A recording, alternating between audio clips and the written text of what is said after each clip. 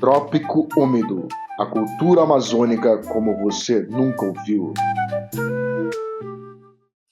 Olá, sejam bem-vindos ao Trópico Úmido, o podcast que fala sobre a cultura amazônica como você nunca ouviu. Eu sou Renivaldo Pinho. No nosso episódio de estreia, vamos apontar para a Amazônia como um vingador das letras e vamos revelar a podridão sobre os rios e a hipocrisia embaixo dos prédios da região através da literatura. Sim, caro ouvinte, a literatura contemporânea da Amazônia é destaque nacional e internacional por abordar temas pouco comuns sobre a floresta quente e úmida e suas cidades.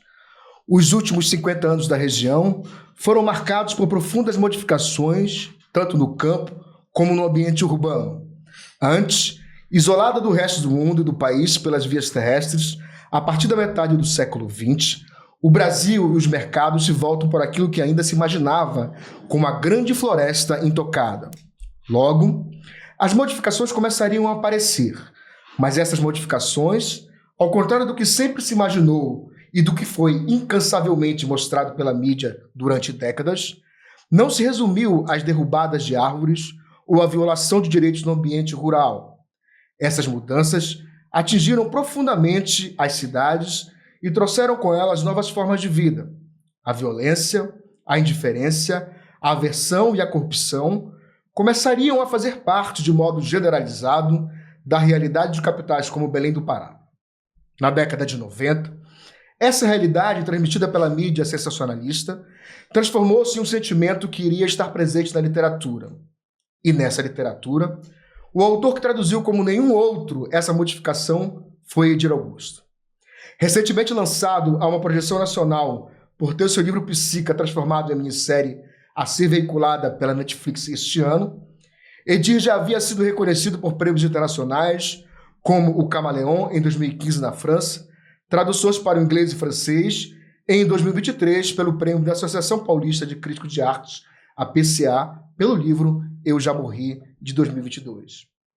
Mas a literatura de Edir é muito anterior a esse período. Ele já havia escrito poesia, teatro, crônica, quando se aventurou para a sua estreia no romance Com os Éguas, em 1998. Já nesse livro, o estilo que marcaria sua literatura se revelaria. A cidade de Belém, pela primeira vez, seria mostrada como uma cidade contemporânea corrupta, vil, cheia de sadismo e violência. Muito longe da imagem romântica da Cidade das Mangueiras, da Belle Époque, ou dos dramas ambientais sempre recorrentes na literatura ou na mídia. Edir rompeu com essa visão. Sua literatura é feita da realidade mais cruel, talvez por isso a mais ignorada dentro e fora da região. Ao contrário do que as pessoas podem imaginar ao ler seus livros, há uma dimensão humana profunda que fala de paixão, amor, sadismo, desesperança e morte.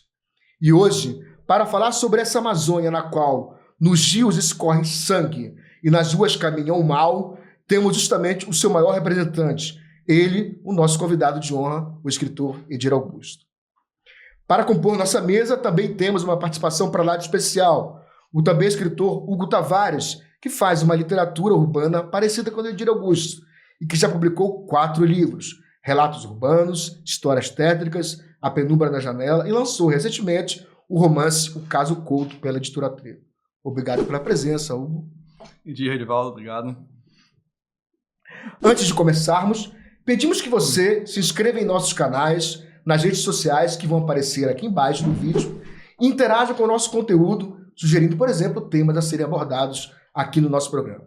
Então agora, ajeite seu fone, respire fundo e se prepare para uma Amazônia sem filtro, sem clichê, mas repleta de bicho, o bicho-homem que teima nela viver. O Edir, seja bem-vindo, muito obrigado por participar do Trópico Úmido. Bom, alô para todos, é muita alegria estar aqui com o Renivaldo, que é um amigo que tem um belíssimo trabalho, que eu respeito muito, e também meu amigo Hugo Tavares, que aqui eu conheço também já há muito tempo e sou leitor, gosto muito do trabalho dele, já escrevi sobre os livros que ele lançou, de modo que me sinto bem, estou à vontade e vamos conversar. Bom, vamos começar. Edir, a imagem clássica da Amazônia sempre passou por uma imagem entre um certo idílio e uma certa desgraça. Queremos ou não, ela sempre foi a imagem de uma floresta para inglês ver, né? A tua literatura quebrou muito com essa ideia porque mostra um pouco desse submundo do chorume, da riqueza, da miséria humana dentro da região. Essa imagem, em geral, ela não é a preferida pela mídia, né? Nem pela literatura. Um pouco porque a mídia e a literatura ignoram muito essas realidades, exatamente porque talvez elas não sejam tão vendáveis enquanto espetáculo. O que tu achas? Esse exotismo vem demais da região ou esse exotismo deveria dar lugar a um outro tipo de representação, um outro tipo de realidade sobre essa região e seu cotidiano? Acho que são vários gêneros, né? Há quem faça um tipo de literatura que se chama mais regionalista, né? Tem mais tucupi, tacacá, sem conceitos de qualidade a respeito disso, né? Nós somos um lugar que é muito insular. As pessoas acham que tudo para nós é muito longe. E é verdade. Se nós queremos visitar nosso vizinho em São Luís, pegamos um Boeing, ou se for em Manaus, outro Boeing, se for em Marabá, um Boeing, ou muitas horas de estrada, se for em Santarém, 2 dias de barco, ou então um Boeing, né? As coisas são muito longe, mas isso fez com que o paraense sempre inventou o seu jeito, sabe? Porque como ninguém olhava para cá, nós fomos inventando o nosso jeito e tem muito tempo, desde da própria Rádio Clube, que começou em 1928, e naquela época, de 1930, nós já tínhamos revistas semanais que eram lançadas aqui, sabe, com anúncios de filmes, de filmes do Cinema Olímpia e várias outras promoções, e livros e poetas e escritores, tanto que os especialistas dizem que o modernismo começou antes aqui no Pará do que na própria Semana de 22, né? Quer dizer, então nós somos muito insulares, mas nós temos muita coisa para mostrar, né?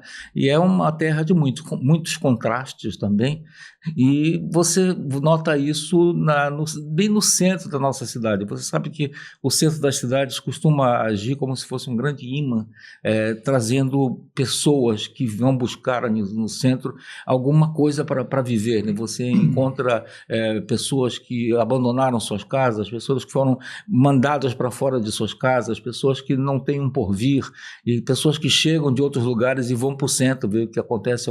Então, ali o centro da cidade é um local muito efervescente, e eles ficam por ali pela rua, e a impressão que nós temos é que eles estão estáticos ali, e é curioso porque eles sabem quem nós somos, porque nós costumamos ter alguma constância nesse nosso passar por ali, e nós acabamos não reparando neles, mas eles reparam na gente. A impressão que eu tenho às vezes é que essas pessoas, elas estão impressas nas paredes e esquinas ali do centro da cidade, e essas pessoas são pessoas muito cheias de histórias, cheias de emoção, cheias de romantismo também, e são pessoas que às vezes têm coração, às vezes outras perderam o coração no meio do caminho por conta das ameaças todas, e por conta de terem uma luta para viver, pessoas que acordam e não sabem se terão um almoço, se querem um jantar. Então, pessoas que vivem o hoje o tempo todo sem conseguir pensar no próximo dia. E minha família morou uma vida inteira ali no centro da cidade, num prédio, e eu, desde criança, atrás do prédio em que eu morei, havia uma das pontas da zona do Meretrício da cidade, que era muito famosa, porque vocês sabem, Belém, antigamente, quando o meio de viajar era o navio, e Belém era muito forte comercialmente, nós chegamos até aqui 44 consulados, e você imagina que esses marinheiros todos vinham, e até o navio ser novamente carregado ou voltar para a sua origem, eles ficavam por ali e criaram uma zona de meretrício enorme, então que foi muito vibrante e tudo mais. Já escrevi sobre isso para peças de teatro, essas coisas todas, e eu cresci vendo aquele movimento ali atrás, e naturalmente na medida em que fui crescendo crescendo, adolescendo e tudo mais, passei a conhecer mais proximamente alguma dessas pessoas, não é? Depois eu passei a ter eu e o grupo do qual eu pertenço no teatro, fizemos um teatro lá, ali na zona, no coração da zona, e tivemos um envolvimento muito maior com aquelas mulheres, e não somente com as mulheres, mas também os homens da área, as crianças da área, com programas sociais, e sobretudo, elas fizeram parte de uns 3 ou 4 espetáculos nossos. A maioria das pessoas do elenco era montado por prostitutas, entende? Que encontraram ali uma felicidade, enfim, seria preciso falar muito mais sobre isso para você entender. Mas me deram uma convivência, entende? Porque você tem uma convivência com essas pessoas sem julgamento. A gente às vezes olha e já se fica preocupado do que pode acontecer, e na verdade são pessoas comuns, pessoas com muita coisa para contar, pessoas com histórias tristes, alegres, enfim, muito engraçadas às vezes, com muita tristeza também. E essas pessoas falam, elas contam histórias, e elas falam, você ouve a cadência da fala, você presta atenção nas gírias, entende? E isso tudo te dá uma vivência que, quando você vai retratar essas pessoas mais necessitadas, ou pessoas que são de outro nível socioeconômico, você já tem na cabeça todo um glossário, entende, de expressões, que na medida em que você vai usando, você vai fazendo com que aquilo fique cada vez mais autêntico, né? Entende? E essa é um dos caminhos. O Carachué é esse personagem? É isso mesmo, o Carachué eu vi de cima da minha casa, era um rapaz brigando com uma moça lá, e ela batia nele, ele era muito maior do que ela, e ela batia nele, dizia Carachué, isso e tal, né? E ele recuava um pouco, aí voltava e reclamava alguma coisa, ela ia, dava nele, sabe, essa briga de rua mesmo? E eu assisti, quer dizer, você começa a receber esses informes, né? E começa a perceber, não é só isso, porque fácil seria perceber uma espetacularização dessa coisa, mas você começa a perceber a coisa humana que tem ali, sabe, entre essas pessoas. Né? São pessoas, né? Acima de tudo. Exato. E isso é que eu pretendo. Na França eles chamam de polar os meus livros, né, que é policial, que eles chamam lá. Eu não sei se eu escrevo policial, eu escrevo muito sobre pessoas, entende? Me interessa muito que você pega aquela argamassa e você vai colocando as coisas, ela forma o personagem, e depois você diz o que tem na cabeça dele mesmo, como é que é, e você fica curioso também sobre aquilo, e é uma pesquisa sobre o gênero humano. Fica à vontade. Eu acho muito interessante o que o Edi falou, que... Como é que eu posso falar? Eu acho que a obra do Edi, ela cresceu tanto que ela não é mais só policial, ela é social, sabe? Então ela engloba muita coisa e fala também sobre como é que eu posso falar? Seres humanos, pessoas que são postos em situações de estresse, de violência, e é um ponto de virada, de partida, que é o desenrolar da história. Então eu acho que é muito assim o livro do Edi, sabe? Claro. Pode falar, Edi. Uma vez uma jornalista perguntou a mim se o fato de eu ser jornalista de formação fazia com que meus livros tivessem uma denúncia. Sim. Eu digo sim, acho que é uma denúncia também, porque você de alguma maneira quer mostrar, expõe essas pessoas, mas expõe também uma necessidade de se cuidar delas, uma necessidade de melhores condições sociais, né? Como se desse uma voz para elas. Exato. Um grito de socorro nesse sentido. Sim. Eu confesso que quando eu li, para situar as pessoas, esse O Carachué é um conto do Eu Já Morri. Sim. Né, que ele é um rufião, né? Sim. Ele tem uma participação na Cidade Velha, e ele se apaixona pela Dodora. Né? Isso. Esse conto é uma alegria. Esse conto ele é absolutamente maravilhoso, porque, dentre outras coisas, eu não consegui esquecê-lo jamais. Assim, porque ele me parece um filme pronto, né? Assim, sim. Você falando agora, não é possível que realmente o Edir viu a cena literalmente, né? Porque para mim foi só uma representação mesmo. Sim. Né? Não havia muita coisa disso. Sim, claro. A gente já conversou bastante sobre isso, né? Essa tua capacidade de observação que transcende o cotidiano. E uma coisa que você falou agora, me parece que o Hugo interpretou isso de maneira muito interessante, que se fosse para uma linguagem sensacionalista da mídia, isso seria provavelmente mais uma briga entre um guardador de carro e uma prostituta do centro da cidade. Exato. E você estetiza isso como uma forma de as pessoas verem essa realidade sobre uma perspectiva que ninguém seria capaz de ver. Sim. Né? Então, para mim, por exemplo, aquela representação humana que o Hugo falou, ela ficou tão marcante, que provavelmente, se fosse representada pela mídia, do modo que a mídia faz, eu teria esquecido facilmente, Sim. mas eu não esqueci. Sim. Uma das perguntas, já que eu vou adiantar aqui, é isso. Tu acha que a tua literatura, por trazer um pouco dessas características que atravessam essa acessibilidade mais comum, mais passageira, mais repentina, tu acha que ela está fazendo mais do que o jornalismo nesse sentido? E aí eu adianto já, emendando uma outra questão central aqui pra gente, né? O teu livro Psica, ele está sendo adaptado, como todos sabem, como uma minissérie, a ser exibido esse ano pela Netflix, como você adiantou aqui em off pra gente. Me parece que está pronto e a previsão é que seja lançado em junho, né? Pelas sinopses que foram divulgadas, etc., existe uma adaptação do teu livro, né, e outras características que devem ser incorporadas. Eu me pergunto assim, a gente se questiona, a tua representação sobre a região do Marajó, sobre o centro de Belém, ela é uma representação que não aparece na mídia, ou pelo menos não aparece do jeito que você representa, com tanta verve, com tanta ênfase, e eu diria ainda mais, com uma dramaticidade programada, né? Por não aparecer na mídia, então a tua representação é mais importante que a representação midiática?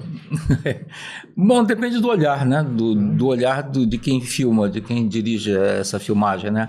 O Fernando Meirelles você sabe, um dos maiores diretores, se não for junto com o Walter Salles, dos melhores nossos cineastas. O cara tem um Oscar na estante dele lá, tem que respeitar. E ele é um sujeito muito inteligente, uma conversa muito boa. É claro que eu li o roteiro, né? Me mandaram o roteiro, e é claro que eu compreendo também que se trata de um outro gênero. Uma coisa é o filme, outra coisa é o livro. Inclusive eu digo sempre algo, e vou dizer aqui para vocês, que me parece muito interessante. Você escreve um livro, e o livro faz sucesso, aí são vendidos os direitos do filme, e vem o filme Brad Pitt no papel principal, né?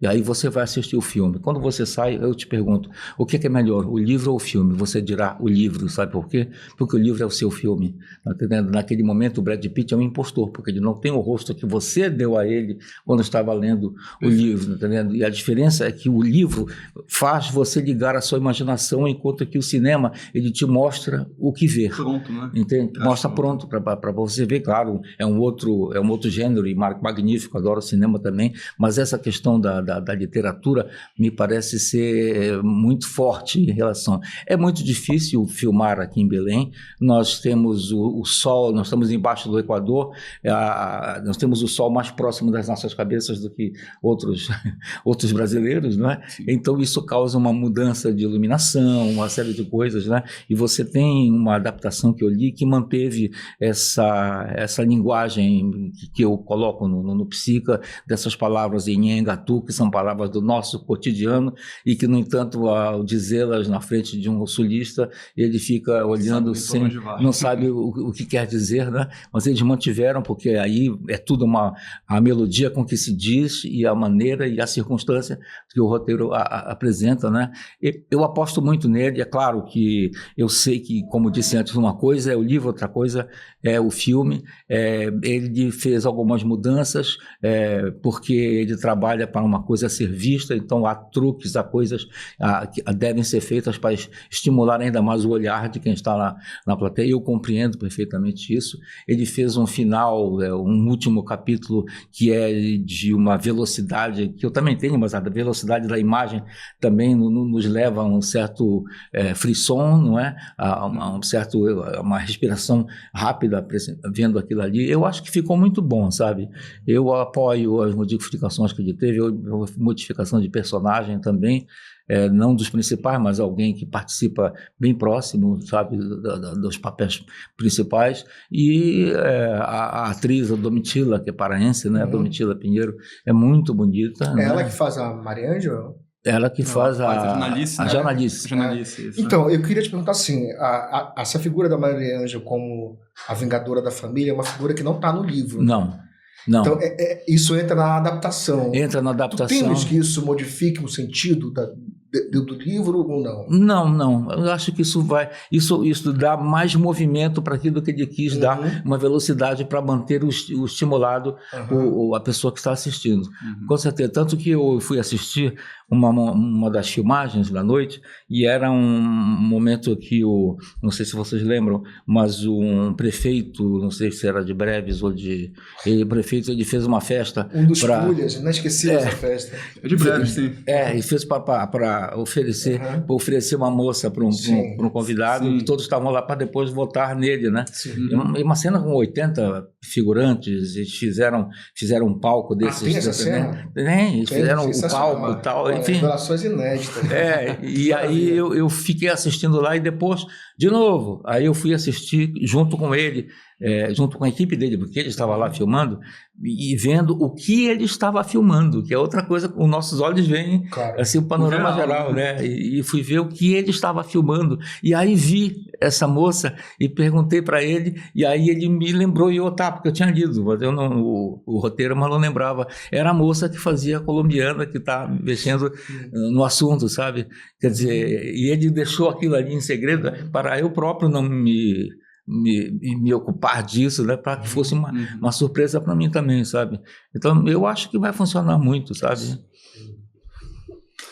Eu acho que é uma outra linguagem, mas o mais importante é manter a essência da obra, né? Que eu acho que eles tiveram todo esse cuidado. Vieram pra cá, que a gente sabe que é caro, é muito custoso. Filmar na água é caro. É muito caro. Perseguição de lanche, ratos da água, né? Imagina a dificuldade que é fazer isso. Eu tô muito empolgado, eu acho um livro sensacional.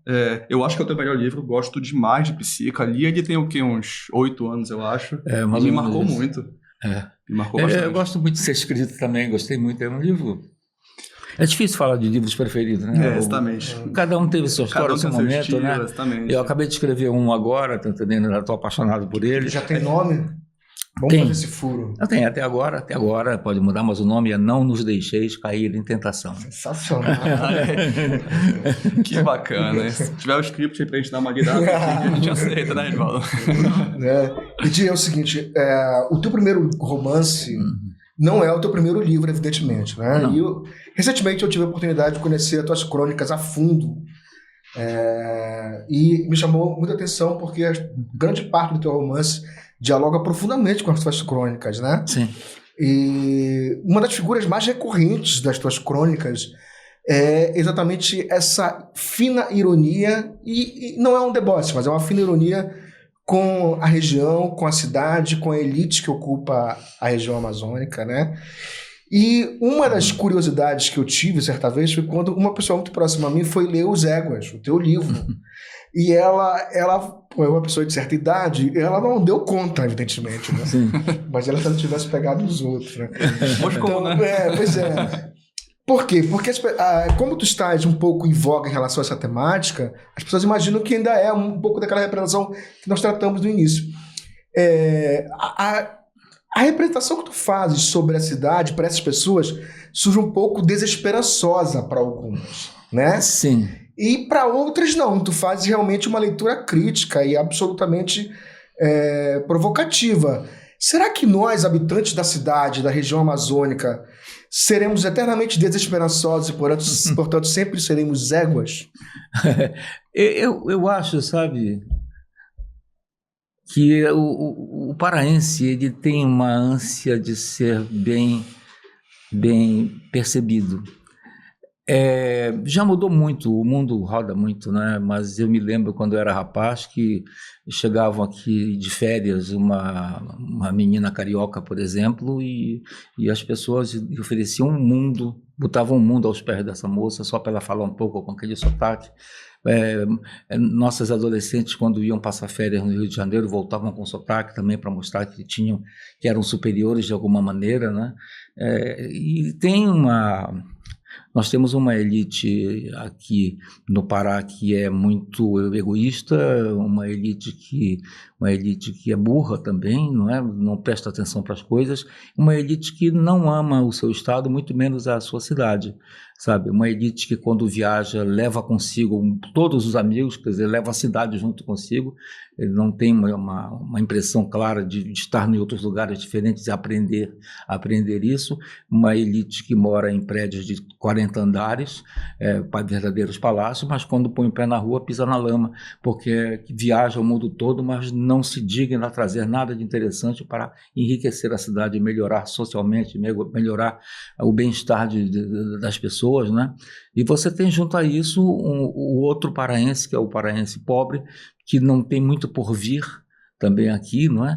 E tem uma certa, não diria raiva, mas um ressentimento também contra tudo e contra todos, entende? E que prefere reclamar, sabe, de tudo. Então temos uma cidade com poucos coisas para serem vistas, nós não temos uma vista da cidade, nós não temos um lugar que se possa andar de carro ou de ônibus e ver uma paisagem linda da cidade, né? É uma cidade que hoje é dominada por prédios em todos os lugares, como se não houvesse espaço suficiente, graças a Deus o espaço é o que mais nós temos aqui, né? Em vez de nós atravessarmos para essas ilhas aqui em frente e enchermos essa área toda de residências ou prédios de no máximo 3 andares, fazemos logo 40 andares, que eu não sei onde vai empilhar essa turma toda, né? Quer dizer, nós temos os nossos problemas aqui, é claro. Belém é uma cidade com 2,5 milhões na área metropolitana, digamos assim, né? Uma cidade de porte médio, uma cidade impactada por essas situações, impactada desde as descobertas de ouro e diamantes e metais estratégicos todos. Houve uma corrida para cá, as pessoas todas queriam ficar ricas, 99% não ficou. Essas pessoas, de alguma maneira, fizeram uma espécie de cinturão de pobreza em torno dessa cidade, entende? Sugando também o que podia dessa cidade, né? Com problemas sérios, uma cidade precisando de obras, precisando de corredores de trânsito para as pessoas saírem mais livres. Então, é uma cidade que estressa muito os seus habitantes, né? As pinturas nas paredes são sempre pinturas sem sentido, com a ideia de riscar aquilo, de sujar aquilo, como uma maneira de responder a esses estresses, né? Nós somos tudo isso, entende? E antigamente nós tínhamos essa coisa, a pessoa chega, ainda tem um pouquinho, a pessoa chega de fora, vou te levar aqui, eu quero te agradar, eu quero mostrar que aqui é legal, nós somos legais, entende? Sabe? Que nem precisamos, entende? E quando vamos, às vezes, a outras cidades, encontramos com amigos, eles não têm a mesma... Não que nos tratem mal, pelo contrário, amigos são bacana, mas não tem essa reverência, né? Como eu estou doido para te agradar. Você já provou isso aqui? Já? Olha o que eu trouxe para ti hoje. Eu trouxe a bicha, eu me lembrei de você, sabe? Então, essas coisas, sabe, é uma maneira como se nós estivéssemos respondendo. Brasil, olha para a gente, cara, nós temos quanta coisa boa aqui. E temos mesmo, sabe? E temos muita coisa, sabe? É parte disso. E nós deveríamos mesmo sentir um pouco mais de orgulho do que fazemos, sabe?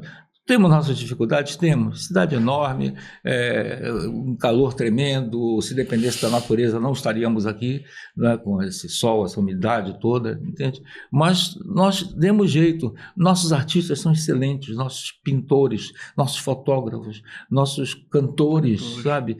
Temos coisas, porque somos diferentes, porque distantes de tudo, nós inventamos o nosso jeito, sabe? Essa é uma maneira de responder. Então, precisamos ser um pouco mais... precisamos gostar mais da cidade. Edinho, se nós buscarmos a história, há uma confusão muito grande entre o escritor, de onde ele vem e sobre o que ele escreve, né? Sim. Então, você pegar, por exemplo, Baudelaire, Proust, por exemplo, que faziam parte de uma certa elite, Sim. e que escreviam sobre ela sem perdão. Sim. Eu fico pensando... Tu, de certa forma, tu fazes parte de uma elite, né, Sim. belenense. Sim. Tu te vês, assim, como um partícipe dessa elite, de que forma? Um observador, nesse sentido? Sim. É? Eu me sinto parte de uma elite da área cultural, sabe? Sim.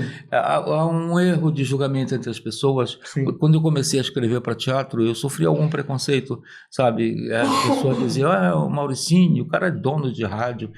As pessoas não têm ideia do brutal trabalho que eu tive minha vida inteira. Eu trabalhei demais, sabe? Para manter um mínimo de nível, criar meus filhos, essa coisa toda. Nunca fui. Talvez se eu fosse sócio da Globo e tudo mais, talvez, realmente, enfim, é o que nós sabemos e tudo mais, né? Mas eu não fui, pelo contrário, eu e um irmão meu, fomos sócios em uma rádio, trabalhamos demais para conseguir chegar ao ponto de podermos seguir adiante com essa coisa toda, sabe? Então, mas a minha família, que sempre trabalhou muito, meu avô era um louco, meu avô, além de tudo que ele fazia na área de jornalismo, ele foi um dos primeiros, se não foi o primeiro locutor esportivo daqui da terra. Ele escreveu livros, ele lançou peças de teatro, ele foi diretor do Teatro da Paz, sabe? Então, aí meu pai era músico, minha mãe era cantora, eles largaram tudo para criar família e meu pai trabalhar como jornalista, né? Então, uma vida inteira, e aí vem eu e meus irmãos, né? Trabalhamos loucamente, tá entendendo? Então, quer dizer, agora nós crescemos tendo meu avô, meu pai e minha mãe, tá entendendo? Nos dando uma cobertura cultural em termos de aprendizado, livros, filmes, música, discussões sobre tudo, que nós enriquecemos, eu diria, culturalmente, entende? Então, meu avô lançou livros, meu pai lançou livro, minha mãe lançou livro, meu irmão mais velho lança livro, eu também lanço livros, tá entendendo? Que é uma maneira de participar do movimento cultural da cidade. Então, talvez elite cultural, eu diria, né? sim, eu quis dizer também em outro sentido, que as pessoas confundem isso, na medida que talvez isso, não da elite econômica, etc., nesse sentido, mas isso te proporcionou observar certos comportamentos. Sem dúvida. E sem isso, provavelmente, a participação desse tipo de ambiente cultural, Sim. tu não terias tanto uma temática tão diferente. Nesse sentido que eu queria te provocar um pouquinho. É verdade, mas eu confesso, eu tenho a dizer para vocês que, por exemplo, meu pai me encaminhou muito, e a meus irmãos também, nós líamos todo dia jornais do Rio e de São Paulo, e líamos principalmente os cronistas, sabe, Nelson Rodrigues, sabe, todos aqueles grandes cronistas, os mineiros, Drummond, Clarice Lispector, as pessoas, e eu me formei lendo essas coisas e compreendendo a linguagem, e com Nelson Rodrigues compreendendo exatamente isso, que de alguma maneira eu puxo próximo do meu estilo, entende? De mostrar o homem brasileiro. No caso, eu prefiro chegar mais próximo do homem paraense, né? Muito realista, né? Muito realista e ao mesmo tempo com uma grande ironia. Meu avô era muito irônico também, aprendemos muito isso com ele, sabe?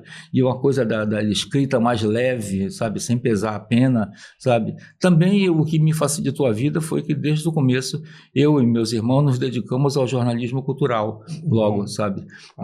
Eu fiz todas as etapas, né? Me formei em jornalismo e atuei muito, fiz edição. Bom, houve um jornal que nós fazíamos semanal chamado Zeppelin.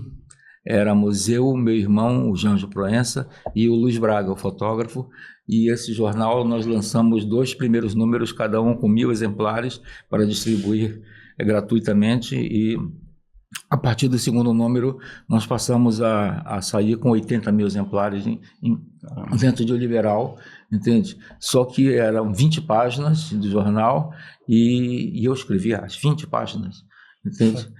Meu irmão, na época, fazia a diagramação, que era uma diagramação em cima de uma prancha enorme, cada página inteira aquilo ali era feito, e o Luiz Braga fotografava.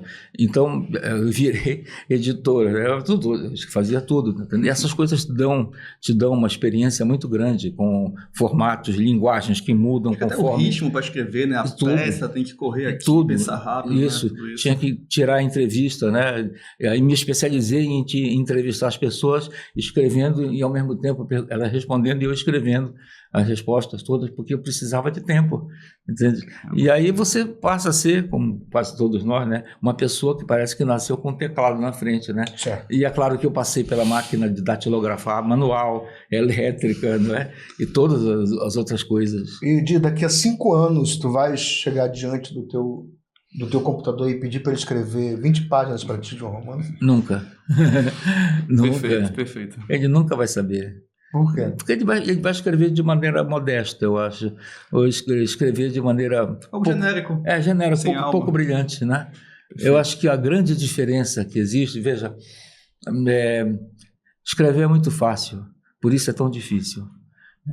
Você imagina que, como diria o Oswaldo Mendes dizia, basta colocar uma letra maiúscula no começo e um ponto final. No meio você põe as suas ideias e tal, né? Então, uma escrita, ela contém uma alma, sabe, de quem escreve. Eu sei perfeitamente quando um texto foi feito por inteligência artificial, entende? Ele não tem alma, não tem sabor, não tem, sabe? Existe cada escritor, cada jornalista, tem marcas que ele deixa espalhadas assim no texto, que você compreende quem está fazendo. É um toque de ironia, é uma coisa, se você é leitor dele, você sabe, se acompanha, sabe? E é uma das delícias de escrever, sabe? Eu falo muito melhor escrevendo do que falando mesmo, entende?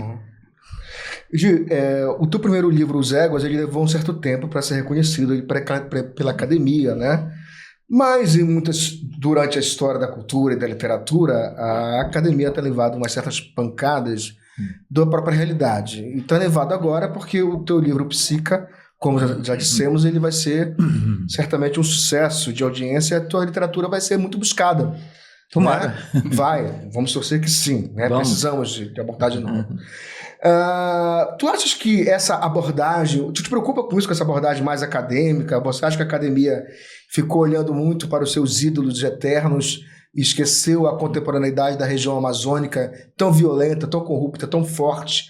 Tu te preocupa com esses críticos do teu trabalho ou não? Não me preocupa não, mas às vezes acho que há muito medo de chancelar alguém e quebrar a cara, sabe? Então é preferível esperar que o outro diga, sabe, para depois... mas isso é natural dos seres humanos. Eu vou dizer uma coisa a vocês, eu nunca parei para pensar em crítica. Caramba, cara, é verdade isso. Até hoje eu só recebi umas 3 críticas negativas, entende? E olha que na França eles têm milhares de publicações, sabe, que mandam para mim, eu vejo lá, sabe? Isso eu acho que é uma vitória, mas uma vitória da simplicidade, porque a pessoa se encontra naquela literatura que está ali, sabe? O que é que somos nós, né? Escritores convencendo as pessoas. Eu nunca me preocupei. Você sabe, quando eu comecei a lançar livros, eram livros que eu gostava muito da poesia marginal.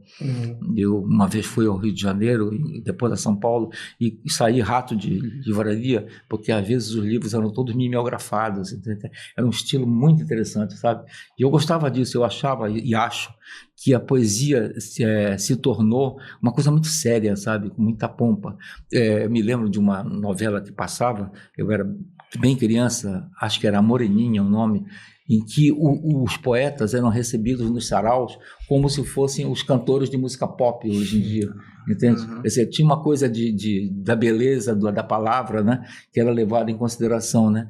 E achei muito interessante que naquela época, eu digo nós porque eu tentei fazer pelo menos, alguns poemas são coisas rápidas e são coisas com ironia, com malícia, às vezes usando termos da moda, sejam em inglês ou sejam gírias também, sabe, que uma maneira de chegar nas pessoas. E eu tentei fazer muito isso, sabe, esse tipo eu chamava de poesia anarquia, sabe, que me interessava aquele tipo de coisa. Quando eu lancei meus primeiros livros, para quem eu lançava esses livros? Para mim. Eu conseguia acordo daqui para lá, ou era uma lei, ou era dinheiro. Imprimir o livro, você faz a noite do autógrafo do livro. Vai a tua família, inclusive vai teu cunhado que nunca leu um livro na vida, mas a tua irmã diz para ele, falou, né? Ele vai, compra aquele livro, chega em casa e diz, pronto, já cumpri a minha missão, sabe?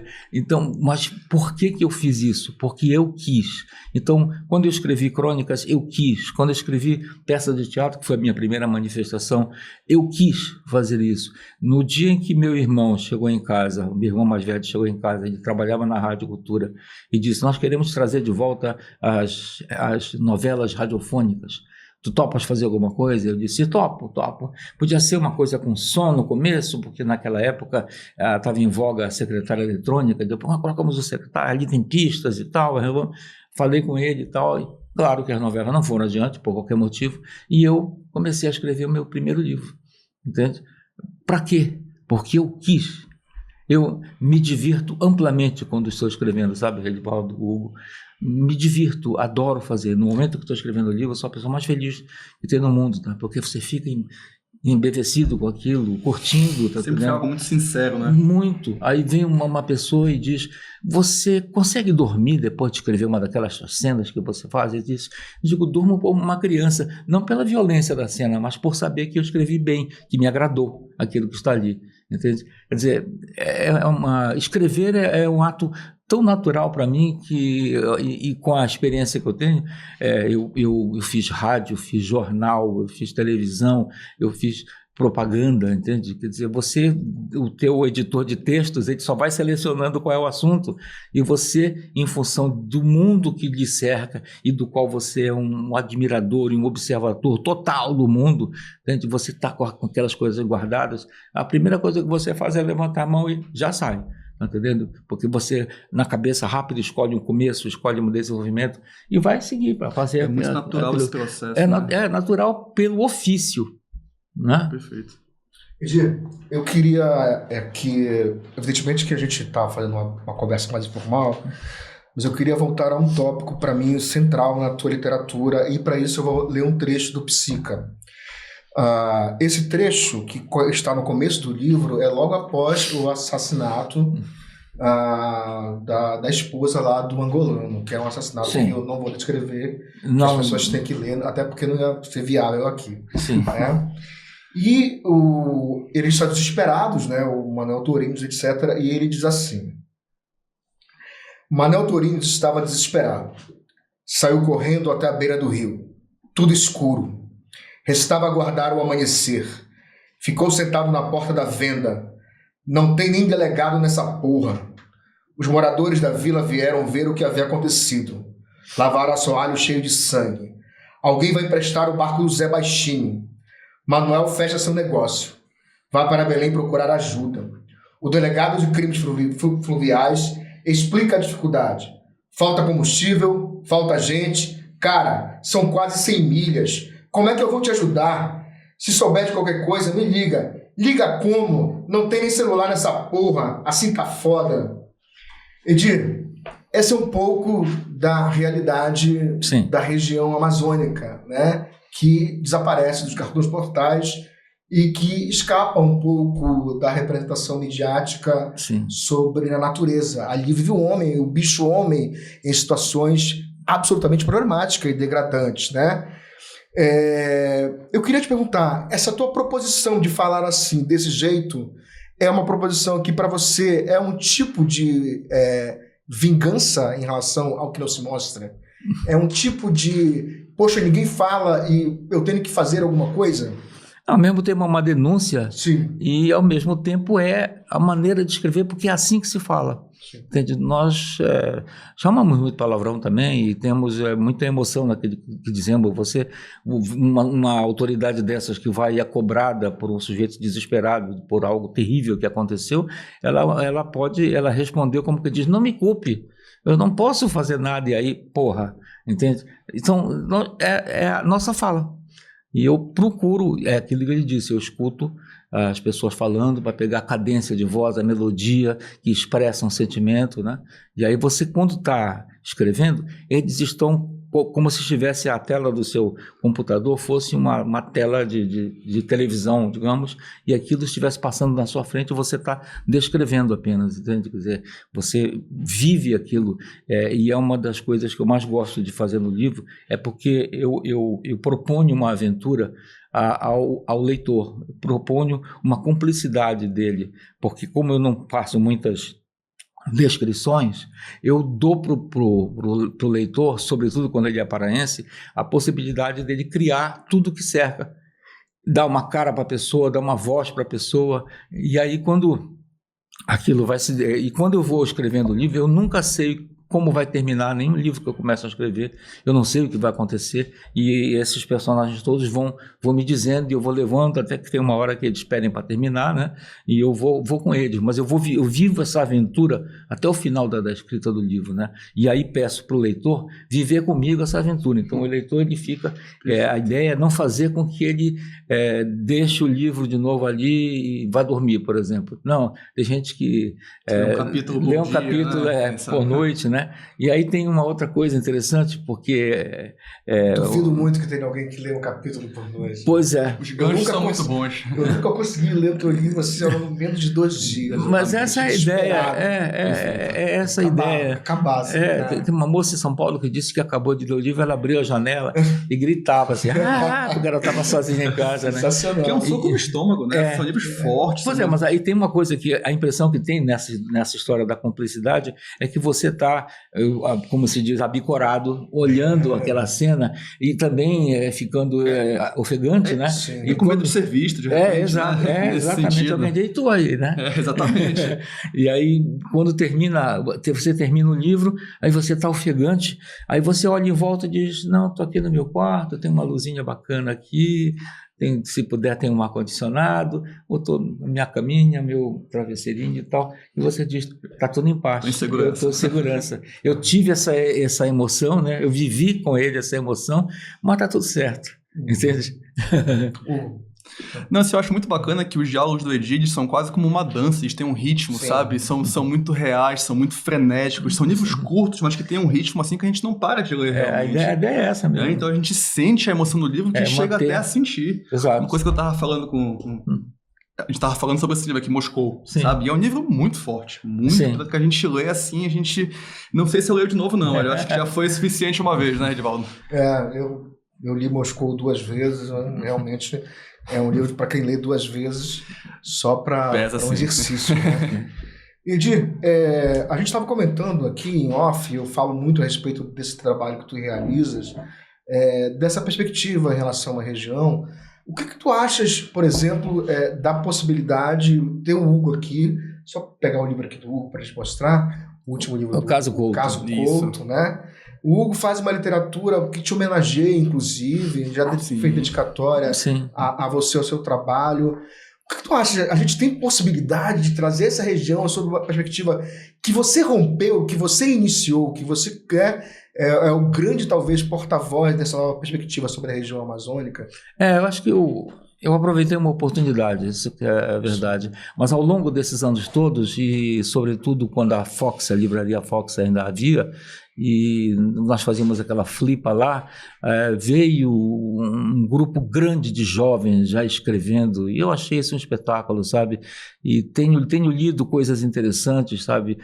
O Hugo foi um dos que mais se destacou sempre, sem confete, mas é isso mesmo, estou acostumado a ler os livros dele, e acho que nós temos tido muitos autores, alguns escrevem sobre terror, tem outros que escrevem sobre fantasia, ficção sabe? Científica. Ficção científica, né? E que é uma clara influência da televisão também, não é? Esses filmes de terror que tem por conta de internet e coisa tal. Me lembro de uma autora, ela ainda está aí escrevendo e tal, está se desenvolvendo, ela ganhou um prêmio qualquer, eu não me lembro, e o livro dela tinha muito de fantasia, e eu disse a ela que talvez ela devesse escrever neste mesmo sentido, como as encantarias do Marajó, que de uma certa maneira ela não só viria para dentro da terra dela, que ela conhece bem, ela pode falar, como manteria essa atmosfera de sonho, que é muito interessante também, não é?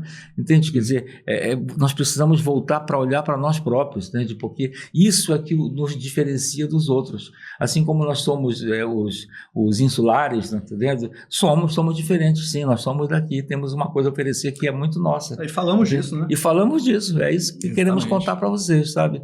Os franceses dizem que eu dilacerei o cristal do Éden amazônico, tá entendendo? Sabe? E acho muito interessante isso, porque é verdade. Primeira vez que eu viajei para a França como escritor, num festival gigantesco, Les Étonnants Voyageurs, e eu estava lá, vamos falar para alguém, aí eu entrei no palco, eu entrei, eram 800 pessoas no teatro, para me ouvir falar, a mim, ao Luiz Rufato e a Patrícia, não me lembro agora sobre o nome dela, uma grande escritora, Patrícia Mello. Eles dois, que já estavam acostumados, falando e tal, e eu aqui comecei a entrar em pânico.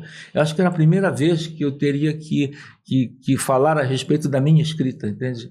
E até então eu apenas escrevia, entende? E aí agora eu estava sendo chamado a falar da minha escrita, e quando chegou em pleno pânico, eu disse o que eu já falei antes: eu sou um escritor que vem de um outro mundo.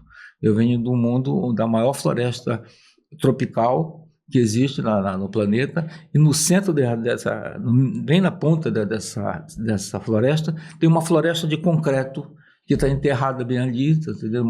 Com 2,5 milhões de habitantes, e o que acontece, tá entendendo? Desse encontro, sabe, em que a floresta nunca vai deixar de lutar para expulsar essa cidade de concreto, entende? Embora ela talvez não consiga, ou seja dizimada antes, porque nós somos mais violentos, entende? Deixa eu aproveitar essa tua deixa, desculpa te interromper, mas num documentário que eu dirigi juntamente com a Yasmin Pires, o documentário Fisionomia Belém, tu mencionas exatamente essa questão, né? Me parece que há uma certa falta de comunhão na cidade, na região, especialmente nas grandes cidades. Quando essa imagem clássica de quando eu mostrei alguns trabalhos sobre Belém, há alguns anos fora daqui, as pessoas se assustam ainda naquela época. E tu falaste que parece que a cidade havia uma luta entre o cimento e o mato, né? Uma certa falta de comunhão da cidade. Isso, de certa forma, gera uma polêmica. A gente não quer gerar polêmica, mas eu queria te perguntar a respeito dessa tua fala.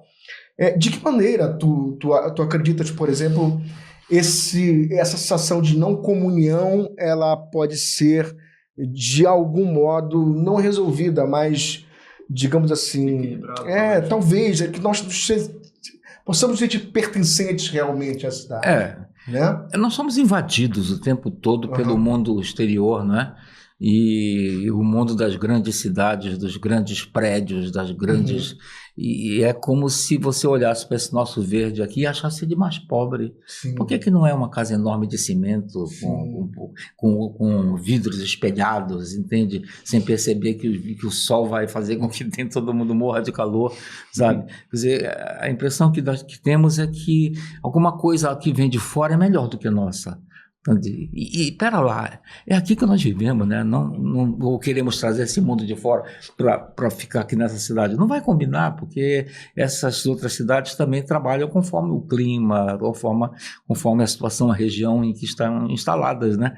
Então, eu acho que nós devemos, como disse antes, ter mais orgulho da nossa cidade, do orgulho do nosso estado. Caramba, cara, se juntarmos a Amazônia, Amazonas, Pará, se juntarmos Amapá, Rondônia, Roraima e Acre, nós somos a maior parte do Brasil. Esse pessoal lá de baixo está querendo o quê, gente, né? Veja que nós nos mantemos insulares. Nós temos, eu disse hoje numa entrevista com uma moça da Netflix, eu digo, você não tem ideia do que nós temos a oferecer. Nós todos já vimos tudo o que acontece da Bahia, do Ceará para baixo. O Nordeste tem estado ainda, você liga a televisão e vê o sotaque nordestino maravilhoso, né? Forte. Mas o sotaque nordestino também traz uma cor de terra marrom, tá entendendo? Para a televisão, entende? E se você optar por vir para cá, você vai ver um verde que vai te invadir por todos os lados, né? Forte demais, né? E como digo e insisto, nós somos insulares, nós somos diferentes. Nós demos jeito de fazer as coisas porque não tinha ninguém vindo aqui enchendo o saco. Você sabe que a Rádio Clube, que fazia radionovelas, né, ela, em todos os lugares, a Rádio Nacional mandava, eram uns discos de vinil desse tamanho para tocar em essas eletrodos profissionais da época, que tocavam um capítulo inteiro daquilo, né?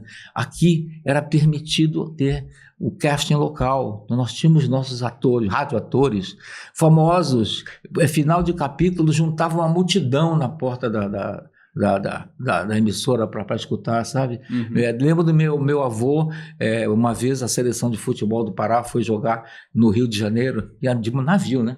Aí jogava em Fortaleza, jogava no Recife, jogava em Salvador e o navio chegava finalmente lá, né? E aí juntava a gente no Teatro da Paz, entende? Meu avô vinha e dizia: os paraenses estão saindo em direção ao campo, a delegação e tal, não sei o quê, daqui a meia hora começa o jogo. Aí todos ficavam lá, né?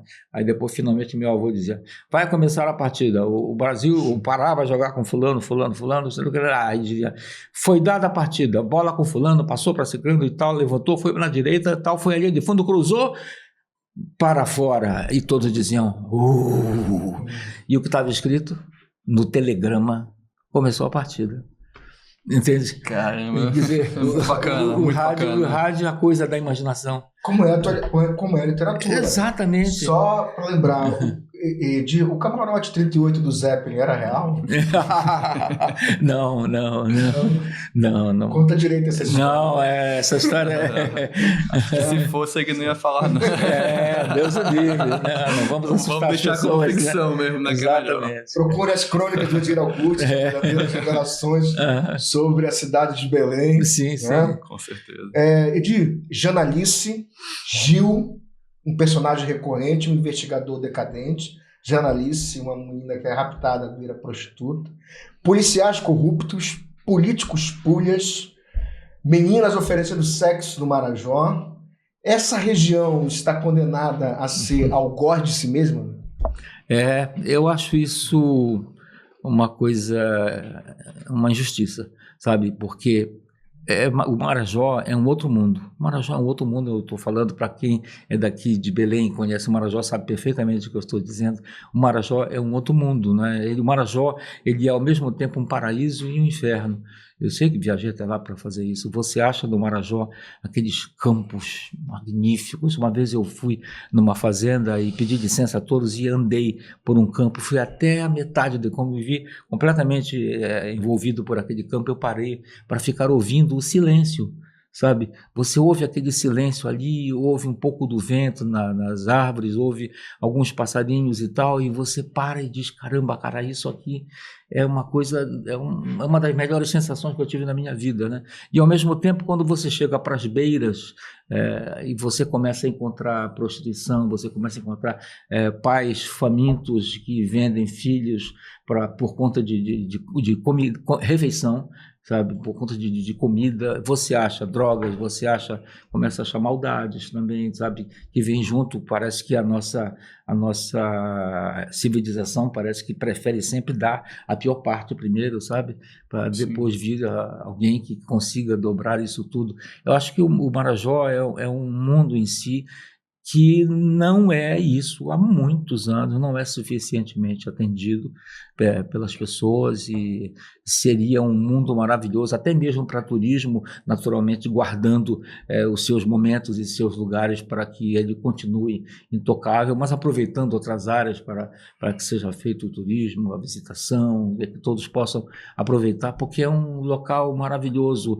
Nesse ponto, veja essa terra em que nós moramos aqui, é o segundo maior estado do Brasil, não é? É muita terra, né? Muita extensão, não é? Que as pessoas não confundam, né? A crítica que nós realizamos não é a crítica pela crítica, mas é porque nós queremos que as coisas sejam diferentes. Exatamente. Mudem, né? Exatamente. Queremos que mudem. Elas sejam expostas para serem diferentes. Exatamente. Né? E não criticar pela crítica em si. Não, porque você critica oferecendo soluções, dizendo coisas que podem ser feitas, né? Exatamente. Bom, hoje conversamos aqui com o renomado escritor Edir Augusto e falamos sobre as características da literatura contemporânea produzida na Amazônia. Trouxemos aqui a representação do lodo que escorre por rios e calçados da região e que muitas vezes é ignorado pelos olhares do bom mocismo de fora e pela covardia de dentro. O objetivo desse programa é esse: fazer círculos na água parada da ignorância sobre a Amazônia. Mostrar que aqui há uma cultura e há o bicho-homem, que teme viver nesse belo e corrompido trópico. Obrigado, Edir, obrigado, Tavares, e obrigado a você que nos ouviu. E não se esqueça, se inscreva em nossos canais, nas redes sociais, e interaja com o nosso conteúdo, sugerindo, por exemplo, temas a serem abordados no programa. Até o próximo programa.